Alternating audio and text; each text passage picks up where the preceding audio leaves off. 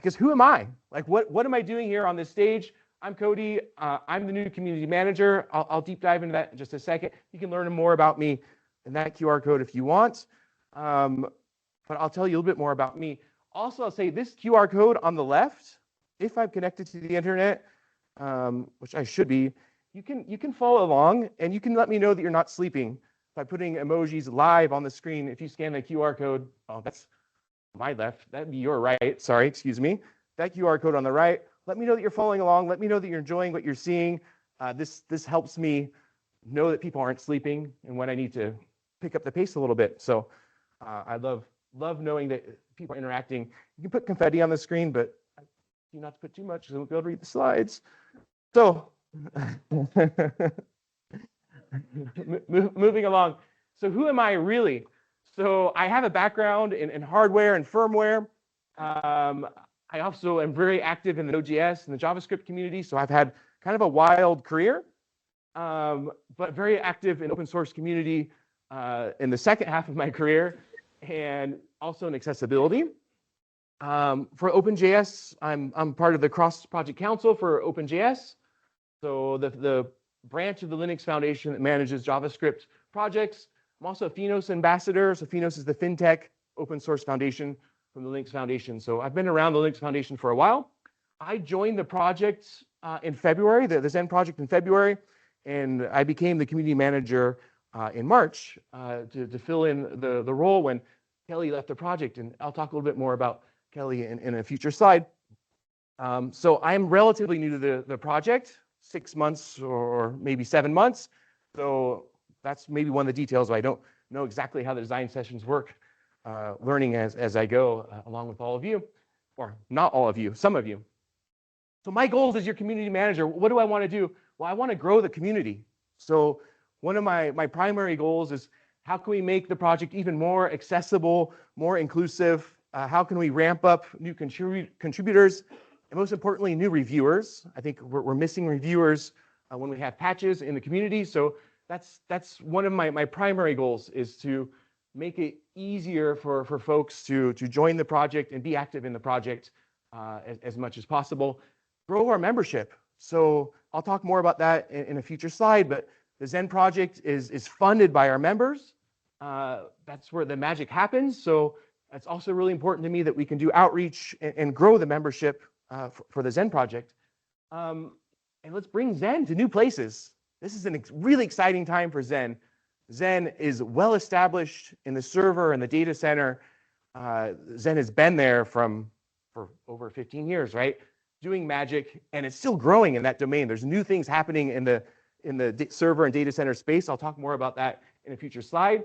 But now, like, it's exploding in the embedded space. So automotive, industrial, and there's going to be a future too, right? Because once we get there, like, we're going to be in airplanes and in space, right? Like, this is what's happening with Xen. So that's another goal of mine, is let's bring Xen to new places, and also like to help modernize the project. And I know that could come off maybe a little arrogant, but Xen is a mature project, right? Not only is it growing and it's an exciting time for Xen, but it's also a mature project. So we have a lot of processes that have been similar or haven't changed much in maybe the last 15 years. So where possible and where it would be interesting and make things more productive, I hope I can help kind of be a stimulant for modernizing some of the processes if possible, right?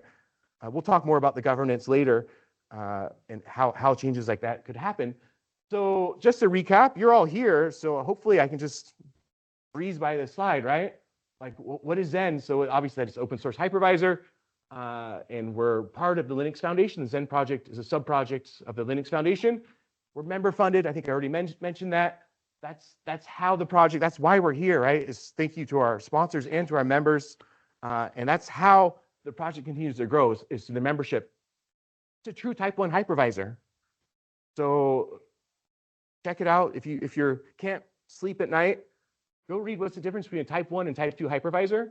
Well, Xen's a type 1 hypervisor, and it's a true type 1 hypervisor. And I can talk more about that in detail later, but it was built for purpose to be a type 1 hypervisor. Type 2 hypervisors when you run virtualization on top of your operating system, thinking VirtualBox, and some other technologies like that. It'd be type 2, so Xen is a true type 1 hypervisor. We can deep dive in the comparison. Actually, I have a whole talk about that I gave at the Open Source Summit a couple weeks ago in Amsterdam about the differences. So it's built for purpose, right? And it's adaptable. That's what's really exciting about Xen, right? Is we have DOM0, which is that interface that lets you add and remove virtual machines and change resources and modify workloads, which is great for the server and the data center space, right? That's what we want for dynamic workloads. But also in the automotive industrial, like we don't need that dynamic ability. So we have DOM0 less, and we can pre-configure how Xen's going to run and what resources are dedicated to which virtual machines. So one of the amazing things about Xen is it's adaptable for both spaces, the data center and industrial embedded space. And I have to give a shout out too, it's also in the consumer space, right? There's operating systems built on top of Xen, which is just super cool. We can send out some links to that later. Just really exciting place. Xen is amazing because it is so adaptable in these different spaces. Keeping an eye on my time here. But it's 2025, right? So why Xen today? Like, why is Xen still relevant all these years later? Well, because architecture matters, right? That's kind of the point I was making in the last slide too. It's one hypervisor and it runs in many verticals. This is one of the really exciting things about Xen, right? Whether that's the cloud, automotive, industrial, or consumer, Xen's there, right? And it's well fit for all those different spaces because it's lean, it's secure, and it's reliable by design. So these are the points why Xen is still a relevant project, why it's exploding right now, why it's an exciting time for Xen. And also we have a neutral governance. We're under the Linux Foundation, so we have the legal team of the Linux Foundation to protect the project. It's not going to disappear, right? It's not going to disappear or get bought by a private company. It's protected by a charter under the Linux Foundation. So what we love about true open source and community driven. We'll talk a little bit more about the governance in a future slide. So just a short review of the different verticals for Xen. I think I hinted at this already, right? So Xen in the data center, we're still the best, right? If you want a full open source solution, a drop-in solution to your favorite competitive, I don't know if that's the right word, hypervisor. I won't say it by name, but it might start with a VM and end in where. We have XCP-ng Xen Orchestra, which is a full open source stack, right? That you can drop in. You can install that tonight on that machine sitting in your closet and then show the DevOps people or your infrastructure team how they can install that in their entire data center. But there's commercial options out there too, right? Xen Orchestra has commercial options and along with commercial support. And we also have Xen Server, which is based on the open source hypervisor, right? And we have a whole bunch of folks here from Citrix and Xen Server doing some amazing things. So which way do you want to go? Do you want that free and open source complete solution, or do you need commercial support because you're a big enterprise and you need that support, right? We have both. And like I said, it's a drop-in replacement for enterprises and orgs and even home labs. We get a lot of people doing home labs based on the free versions of the software, which is just super cool. Have you ever thought about maybe you should be running those tools in a virtual machine that you can recreate? Well, you can do it. You can install it tonight, like I said, on your laptop or your machine sitting in your closet. ARM support, it's on the horizon. That was in respect to XCP-ng. It's already supported, obviously, by Xen.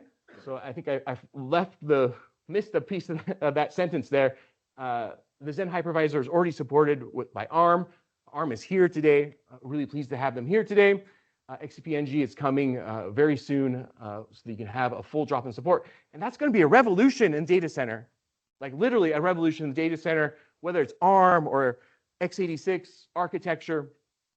The core density that's going to be a revolution, because what's going to happen is how many cores can you get on a rack in a physical space, your heat constraints and the power costs, right? So think of an old building in Baltimore. Like they're limited physically by space of how much infrastructure they can put into a building, right?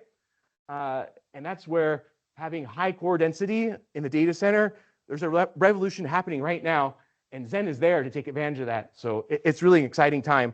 There's some incredible projects happening where there's just crazy core counts in processors, and that's going to make a huge difference when we have these physical constraints. Think about space, heat, and power. In automotive and embedded space, consolidation made simple, right? there was an old way, right? We'd have multiple electronic control units, and they could communicate over these different buses, this CAN, I2C, SPI. So that was maybe how cars were built 10 or 20 years ago, right? Well, there's a new way, right? Let's put in one multi-core system on a chip with Xen running isolating those workloads. So you get them all on the same machine, right? On the same board, which is like not only a huge cost savings, but you're also simplifying the infrastructure inside the car, right? Fewer places for failures, right? So think about mission critical workloads, what's running your engine, your braking system, instrument clusters, the infotainment system, all running on the same board, running securely, isolated by Xen. It's just really exciting time. And when I said Xen was flexible with that DOM zeroless configuration, pre-configured VMs, that's why it's so exciting for Xen right now, and why it's so well suited for this space. And like I said, that's a simpler design, right? If you put that all on the same board, you've suddenly like removed a bunch of the complexity inside a software-defined vehicle, which is the future of cars. As we get more electric cars, and more modern cars, putting those all on the same board is going to make it simpler, more reliable, cheaper, and simpler, right? So this is why Xen is really exploding in the automotive industrial space right now. And we should also talk a little bit about safety, because if we're going to run Xen inside a car, it needs to be safety certified. I think we'll have a presentation on this probably just after me about where we'll mention some of the details about where Xen is going with the safety, but we're getting there. And this is going to be revolutionary for Xen and for cars and for open source. For the automotive grade Linux, they're working on software-defined vehicles. And you should actually check out our colleague Yuchi from Honda has a demo out here. I think he's actually showing off this running now, but in their reference architecture, Xen is a layer just above the hardware. So this is happening now, right? There's amazing things happening right now. I'm trying to partner right now with Zephyr, the real-time operating system. They're in that stack too, that reference architecture. And Elisa is the safety certification for Linux, the foundation that runs the different safety parts for Linux. So we're trying to partner with them too, right? We have the whole Linux foundation, Linux ecosystem is well suited for cars, and we're working on the different parts of the safety certification. So like I said before, it's built for purpose. When you compare that to maybe running Linux with KVM, it's going to be an easier certification because KVM is using the whole Linux kernel or parts of the Linux kernel. So this is an easier certification, faster, and there's less code, right? Less surface area to be attacked. So Xen is just so well suited for this. But we need a functional safety manager, an assessor. So this will probably, as we move forward in that space, we're going to see hopefully some changes happening. Not changes is the wrong word, but some new roles being created, because if we're going to get that safety certification, which I think is going to happen very soon, there's a lot of work to do that to make sure things are audited correctly and being assessed in the right way. So stay tuned. There's some exciting things happening there. Okay, I'm at 25 minutes, so I'm going to speed up a little bit here. Virtualization in container world. So, okay, I talked about VMs, but it's 2025, right? So isn't that what containers are for? Isn't that why we have containers, for isolation, right? So you're all here. I probably don't need to explain this slide very much, but obviously a VM is going to emulate that full computer, right? The hardware, the OS, the apps, and it's going to be managed by the hypervisor. As containers are going to share the same host OS, and you're going to basically isolate processes. Even if you can choose which distro you build your container on, you're still isolating processes running on the same OS at the end of the day. And maybe that's faster, potentially faster and lighter, although we have concept buzzword micro VMs that might change that a little bit, but you're getting less isolation in the container space. And maybe we could combine both of those, right? Which is a little bit funny. That's EDRs here, and that's exactly what they do. They're wrapping containers and VMs. I'm really simplifying that, but reach out to Alexander, who's here today, if you want to know more about some of the interesting things that can happen when we wrap a container with a VM. So I'm going to speed up a little bit more. That's why Xen is still relevant today. I'm going to have to go a lot faster. So I also wanted to give a big thanks to our members. In 2024, this is what our membership looked like. Vates, Xen Server, AMD, ARM, AWS, EPAM, and the Linux Foundation, which is our umbrella. In 2025, we're welcoming new members. So we have Honda. They're here today. Yuji and his demo will be in the entrance today.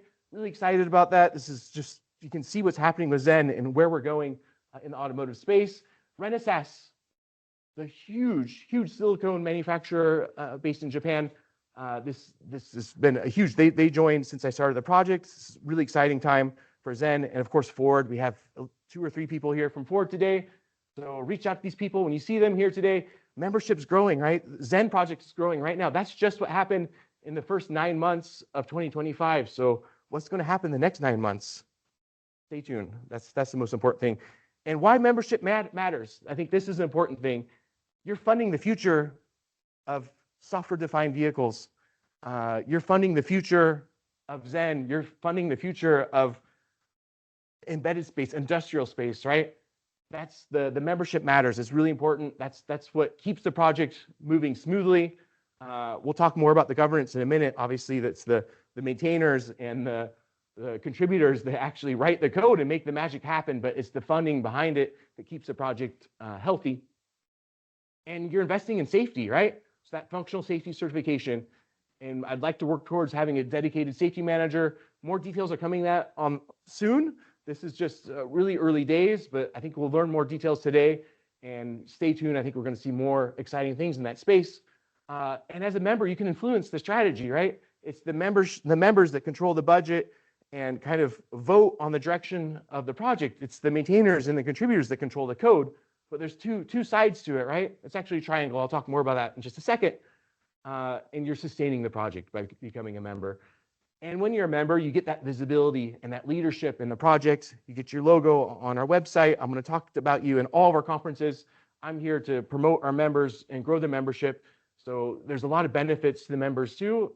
And they're really trailblazing the future of virtualization and the future of a lot of interesting technologies by becoming a member. So if you're interested, if your employer is interested about membership, I will say the Xen Project membership is pretty reasonable for an enterprise. So reach out to me if you want to know more about that, or like to connect somebody at your employer.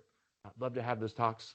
And you'll promote faster adoption of these technologies, right? If we're all building off of the same stable foundation, each enterprise can build its magic on top of that, and we'll all benefit, right? That's obviously what we get from open source. So give back and contribute to that. And you go even faster. I'll get there. I put too many slides together. I was having fun with this slideshow. So community first, right? So Xen is obviously just code. It's about the people. It's about all the people in this room. It's about the people that couldn't be here today. So the people who connected remotely on the live stream. It's a community. And that's the most important part about Xen. And we have contributors across different companies, industries, countries, and backgrounds. You would be surprised how many countries people are contributing to Xen. So thank you to all these people.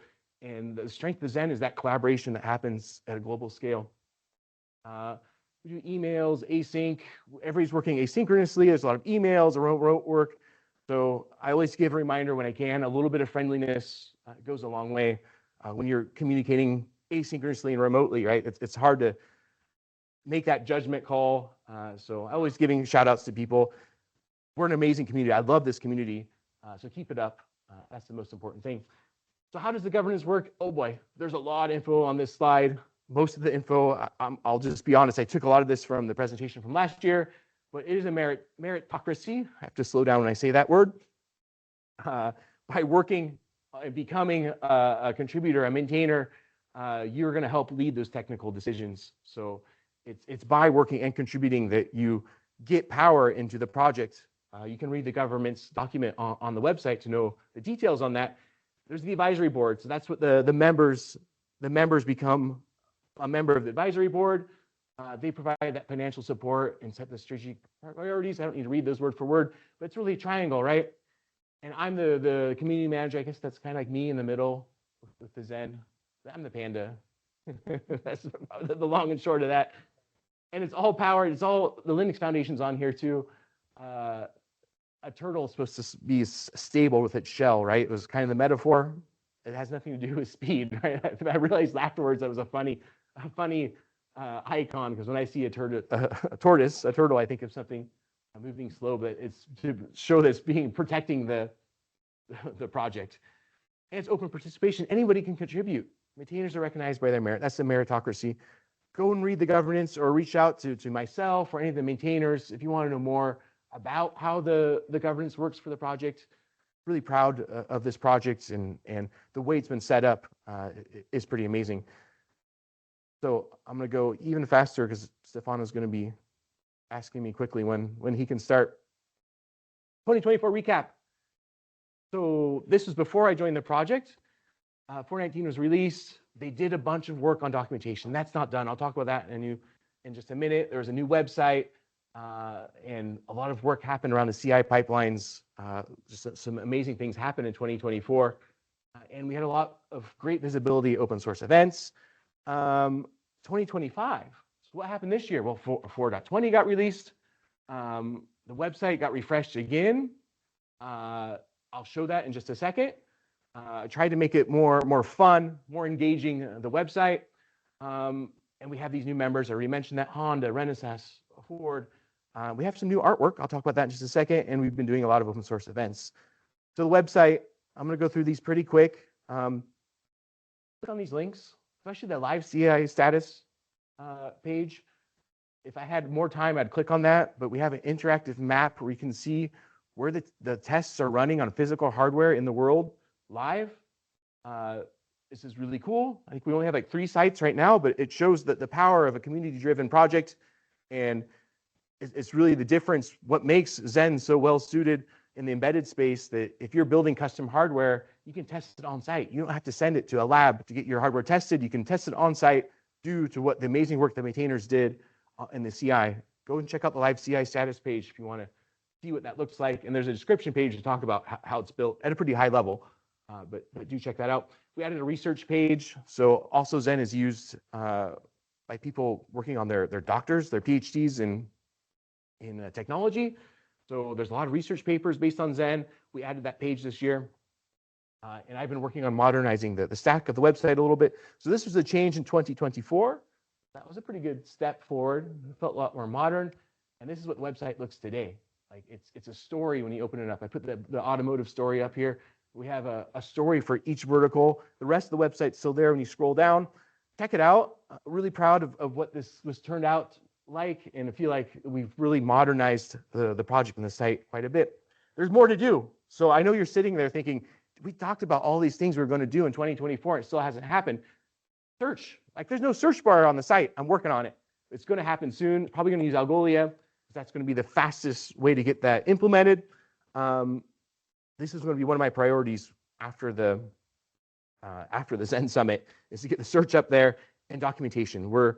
We have a lot of room for improvement around the documentation. Documentation exists, right? It's just hard to find right now today. So we need to get some getting started and some guides that are directly on the web page, and that Sphinx documentation, all the hard work that went into that needs to be integrated and linked to from the website. So there's still a lot of, not even a lot, there's some small things that need to be done to get our documentation even better and make it more welcoming and more inclusive for people to ramp up and get started on Xen. The mascot got refreshed this year. He's looking good in my mind. It'll grow on you. Maybe that was a shock at first because we had a lot of artwork. Some of these are timeless, right? I love the Kung Fu Panda. I love the meditating Buddha Panda. These are really cool. But you might not have known that there's a whole bunch of others too that they're cool, right? I mean, some of these are cooler. I like some of these more than others.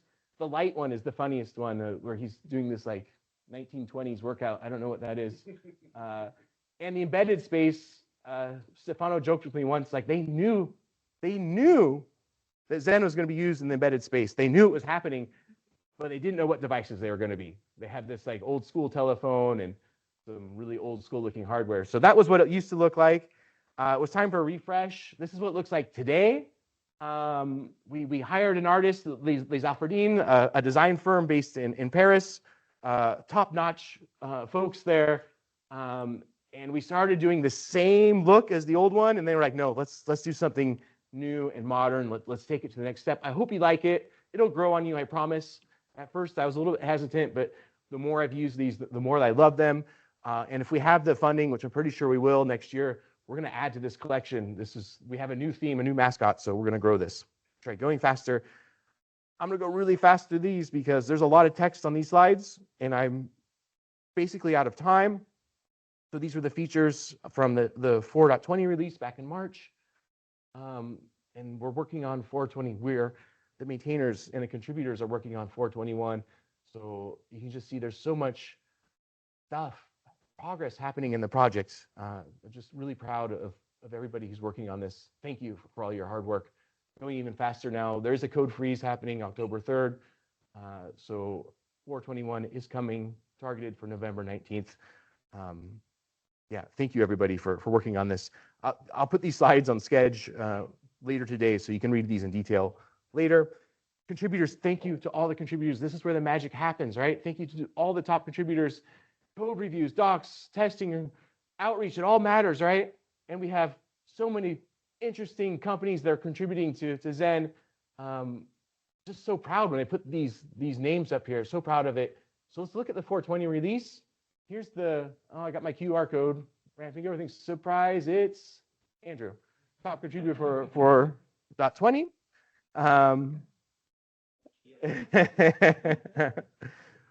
But I just wanted to put these up there for fun. I think this is tradition in the weather report. I'll go faster through these. Here it is by employer. So you can see the top 3 employers that, and this really depends on what people put into their patches and messages. So these, I'm not guaranteeing these numbers are perfect. These are pulled out of the Git history. And reviews. So there's something that we need more people to contribute to reviews. This is a really important part of the project. So you can see the top 2 switch around when we look at reviews, which is just interesting, food for thought. And if we look at employers for reviews, that's what it breaks down to. So I'm going to go a little bit faster. I'll put these slides on Sketch. You can check them out yourself. 4.21, working on since the head of the Git branch. So some things might have changed a little bit. Employers, the reviews, it's changed a little bit. Yeah, so this is cool. I'll let you deep dive into this later, as I'm really about out of time. I think I have about 2 minutes here. So community events, we've been around the world talking about Xen. I was still ramping up on the project. I think this is going to go even further. The second half, the last quarter of the year and beginning of next year, we're going to take this even further, right? We've been at conferences. Vates welcomed us at their event, the Winter Meetup in France, in Grenoble, in end of January. Geez, it's gone by fast. It's end of January, right? I think so. And I'm hoping to be at the Open Source Summit in Japan in December to reach out to the automotive folks there. It's going to be an incredible event. So we've been around the world. Got some sharp looking folks on here. We're going to add some more photos today to this budget. This is just a really high level overview. We had 225,000 in the treasury at the beginning of 2025. The proposed budget was going to spend $196,000, but we have 3 new members. So we're going to come in well under budget this year, which is good for the project. We need to have that reserve because we can't guarantee. I understand there's been ups and downs to the budget. So I'm trying to grow that budget and grow the treasury. So the numbers are there. They're public. And the advisory board folks, they get to see more details on these monthly. There's some overhead. We're part of the Linux Foundation. So they help us with some of the administrative pieces and the member outreach as we try to grow the membership. Some of that money goes to infrastructure, the events, and so much more. If you want more details on this, reach out to me. So there's been a couple changes in personnel. Kelly has moved on to another open source project. Big thanks to Kelly. If you're watching this, thank you for all your hard work and putting the project in a good place and facilitating what we're doing now today. Couldn't have done it without her. So I'm here in that role now. The Windows PV drivers, Paul has stepped away. Owen and two should be on this slide. I wrote this last night as I was falling asleep from the jet lag. Owen and 2 have stepped up. I think I wrote it on my other version, but I didn't export it to this tool. So really proud of the work. The Windows PV drivers were not actively maintained, and we now have a new maintainer and a new contributor, and 2 will also be a co-maintainer soon. It's a meritocracy, so he has to work up to that role, but he's now an official contributor, and hopefully he'll be a maintainer soon. So we've had some changes in personnel. Of course, every project has its challenges. I'm going over time, so this is a bad way to start a conference, so I'll go through these fast. Every project has its challenges, so what I want to work on is how we can attract and onboard new members, and work on that financial sustainability. We're on progress for that, right? I think we're gonna come out with more money in the treasury at the end of this year. So this is really exciting for Xen. It means we can do even bigger things next year and try to simplify some of the old processes. I mentioned that at the beginning. Where are we going? We're going to continue to grow in automotive and embedded. Safety certification is happening. It's working on right now. I think we'll learn more about that today. We're going to have deeper collaboration across all those open source projects. The website and the docs and the search, and continue to focus on transparency and community. So these are the things that I'm working on for the project. I realize I'm out of time, and now I'm speaking slower. So the pressure has gotten to me. So where will we go? I already mentioned the high core density data centers. Like Xen is exploding, has already exploded in the data center and server space, and it's going to go even further, right? Like there's a revolution happening there. I think I already spoke about that. Industrial, automotive, aeronautics, and why not in space? Are we already in space, Andrew? Ish. We're in space-ish. It's going to happen, right? That safety certification for the automotive space is just the first step, right? Because then we go avionics, and then we go space, right? It's happening. So I'm really confident about the future of that. And why not humanoid robots? This is a pandanoid robot next to our Panda, and these exist, right? There's the Tesla humanoid robot. So I think there's a huge use case there also for Xen. All right, faster. We need your help. We need your help. So come to the community calls. Contribute to the code if you like.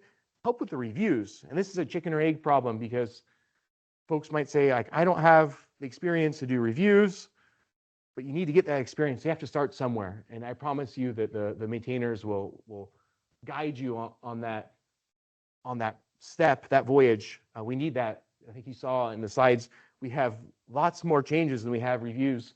So we need your support on that. Documentation, I'd be happy to delegate some tasks around that. Brian, if you're watching, thank you. I already have a volunteer on that, so really pleased about that. Testing, there's so much to do. Mentor the newcomers and advocate for Xen in your company, your employer. Stay connected. And a little bit of friendliness goes a long ways. That's the most important thing. Okay, I'm only 5 minutes over. I tried to be shorter. I started late, in my defense. I'll do questions in the hallway